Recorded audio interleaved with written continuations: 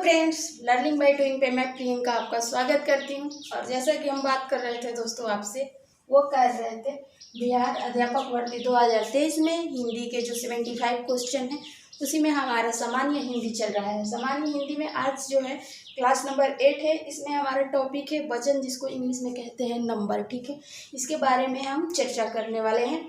तो सबसे पहले हम समझेंगे दोस्तों वचन की परिभाषा। ठीक है, कि वचन की परिभाषा क्या होता है। वचन को इंग्लिश में क्या कहते हैं, तो नंबर कहते हैं। ठीक है, चलिए आइए इसकी परिभाषा समझते हैं।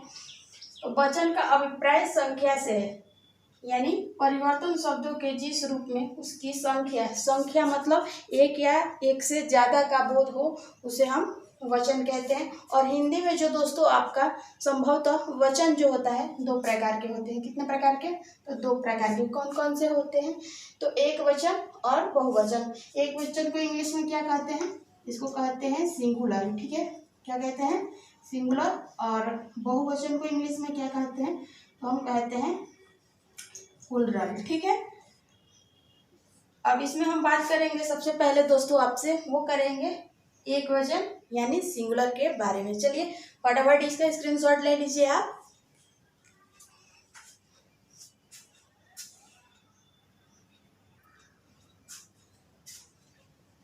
तो दोस्तों अब हम इसमें बात करने वाले हैं एक वचन के बारे में। ठीक है, यानी सिंगुलर के बारे में। क्या होता है एक वचन, तो शब्द के जिस रूप से एक वस्तु या दोस्तों पदार्थों का बोध हो उसे हम एक वचन कहते हैं। ठीक है, जैसे कि कुछ उदाहरण या एग्जांपल ले लेते हैं।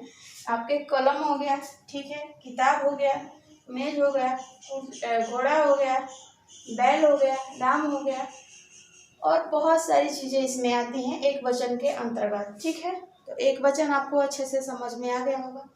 अब इसमें हम दूसरा बात करने वाले हैं आपसे, वो है बहुवचन यानी प्लूरल के बारे में। ठीक है, तो दोस्तों तो शब्द के जिस रूप से अधिक वस्तु यानी एक से ज़्यादा वस्तुओं की बात की जा रही है। ठीक है, अधिक वस्तु या पदार्थों का बोध हो उसे हम बहुवचन कहते हैं। ठीक है, अब इसके कुछ उदाहरण ले लेते हैं ताकि आपका कंसेप्ट अच्छे से क्लियर हो जाएगा। जैसे है बालकों की बात करें तो यहाँ बालक मतलब किसी एक बालक की बात की गई है, लेकिन अगर बालकों की बात की जा रही है तो एक से ज़्यादा बालकों की बात की जा रही है। किताबों, एक से ज़्यादा किताबों के विषय में बात की जा रही है। कलमों, तो कलमों के यहाँ पे कई टाइप हैं। ठीक है, बहुत सारे कलम की बात की जा रही है। या मेजो, ठीक है, मेज कहा जाता है तो किसी एक मेज की बात किया जाता है दोस्तों, वो एक वचन के अंतर्गत आता है। लेकिन यहाँ पे मेजो दिया गया है। ठीक है, तो मेजो से एक से ज़्यादा मेज, और बहुत सारे ऐसे उदाहरण हैं जो कि आपके बहुवचन के अंतर्गत आते हैं। तो इस तरह आपको दोस्तों एक वचन और बहुवचन बहुत अच्छे से समझ में आ गया हो तो आप चाहें तो इसका स्क्रीनशॉट ले सकते हैं। इसमें और आगे हम महत्वपूर्ण चीज़ें जो बात करें, जो कि एग्जाम के पॉइंट ऑफ व्यू से हर उस व्यक्ति के अपने दिमाग में रखना है, ताकि एग्जाम में जाके कहीं भी हम लोग गलती ना करें। ठीक है, तो चलिए फटाफट इसका स्क्रीनशॉट ले लीजिए।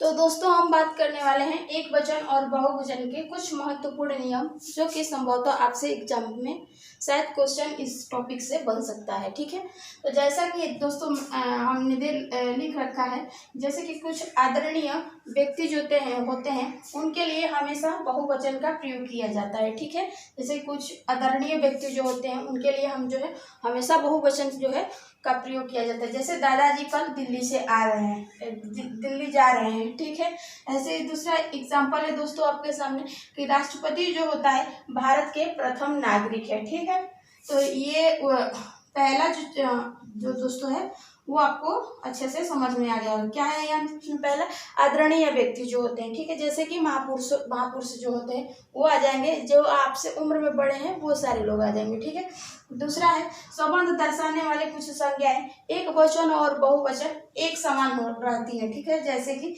चाचा, मामा, चाची, नाना, दादा, दादी, नानी, ठीक है, मौसा, मौसी इत्यादि चीज़ें आती हैं। ठीक है, तो इन दोनों का भी आप चाहें तो स्क्रीनशॉट ले लीजिए। ठीक है, या आप अपने कॉपी में जो है दोस्तों इसका जरूर बनाइएगा ताकि इस चीज़ का आपको प्रॉफिट देखने को एग्जाम में मिलेगा। ठीक है, चलिए इसमें और भी चीज़ें हैं जिसके बारे में हम आपसे चर्चा करने वाले हैं। ठीक है,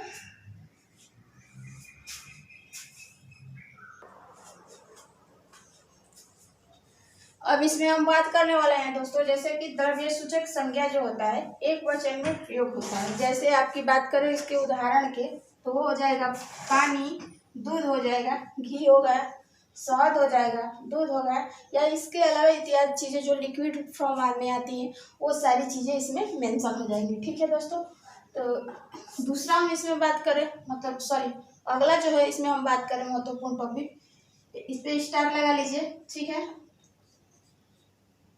जैसे कुछ शब्दों में सदैव बहुवचन में, कुछ शब्द जो होते हैं दोस्तों सदैव बहुवचन में प्रयोग किए जाते हैं, जैसे दर्शन, ठीक है, आंसू, दाम, प्राण आदि आते हैं। ठीक है, अगला है आपके सामने कि पुल्लिंग इक्रांत या उक्रांत शब्दों दोनों वचनों में जो है दोस्तों एक समान के होते हैं। जैसे कि इसके उदाहरण पे हम बात करें, एक मुनि यानी एक ऋषि या 10 ऋषि, एक चोर या 10 चोर, एक आदमी या 10 आदमी। ठीक है, तो इसका फटाफट आप स्क्रीनशॉट ले लीजिए। ठीक है, मुझे उम्मीद है कि ये जो महत्वपूर्ण नियम हम दे रहे हैं वो आपको अच्छे से समझ में आ रहा होगा। इसमें आगे और भी हम बात कर लेते हैं। ठीक है,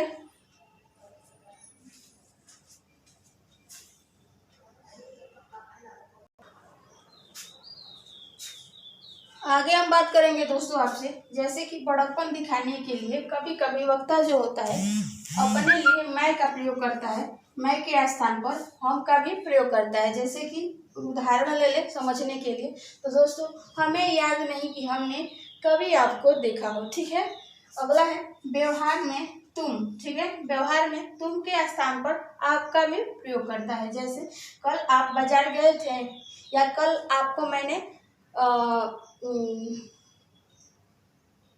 दिल्ली में देखा। ठीक है, अगला है तीसरा, अगला है दोस्तों आपके सामने, वो है जैसे कि जातिवाचक संज्ञाएं दोनों ही वचन में प्रयुक्त होते हैं। जैसे कि कुत्ते जो है भौंक रहा है, या कुत्ते भौंक रहे हैं। ठीक है, तो ये तीनों चीज़ें आपको अच्छे से समझ में आ गया हो तो इसका भी स्क्रीनशॉट ले लीजिए। अब आगे इसी क्रम में और हम आपसे बात करें। ठीक है,